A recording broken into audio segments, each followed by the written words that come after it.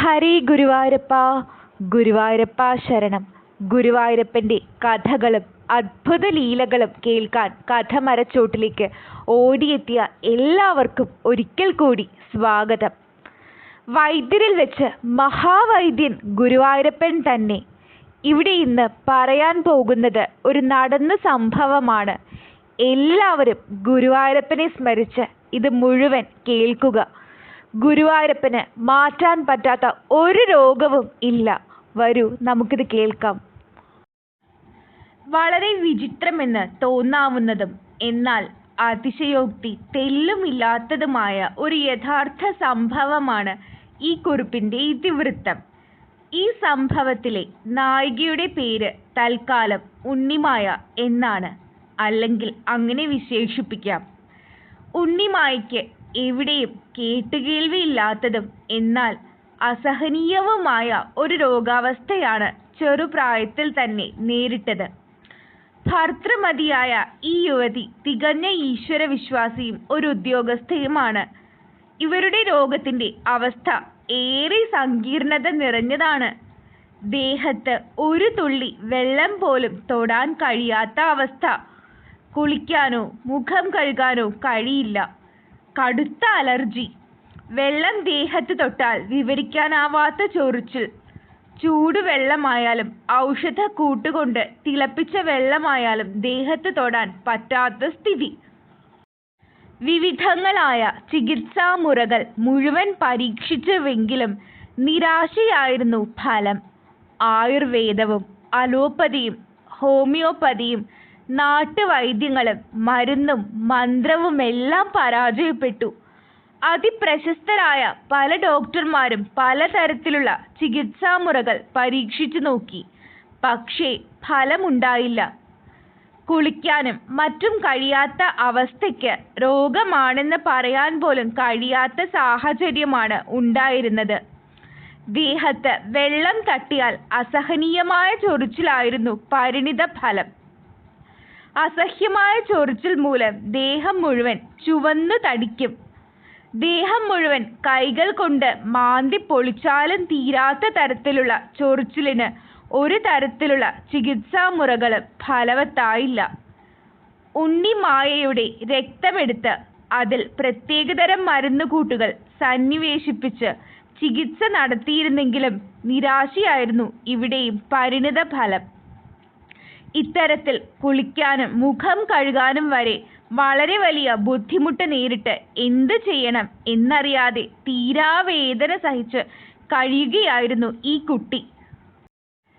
വാക്കുകൾക്കും വർണ്ണനകൾക്കും അതീതമായ ചൊറിച്ചിൽ മൂലം ജീവിതം പ്രതിസന്ധിയിലായ ഈ കുട്ടിയുടെ അവസ്ഥ കണ്ട് മാതാപിതാക്കളും മറ്റു രക്ഷിതാക്കളും ബന്ധുക്കളും വരെ വലിയ വേദനയാണ് അനുഭവിച്ചത്.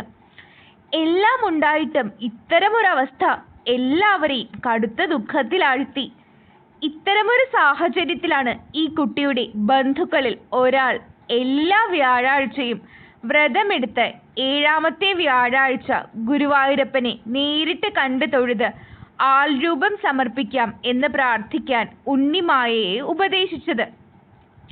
എല്ലാ ചികിത്സാമുറകളും പരീക്ഷിച്ച് മടുത്ത ഉണ്ണിമായയും കുടുംബവും മേൽപ്പറഞ്ഞ രീതിയിൽ ഗുരുവായൂരപ്പനെ പ്രാർത്ഥിക്കുകയും നേർച്ച നേരുകയും ചെയ്തു.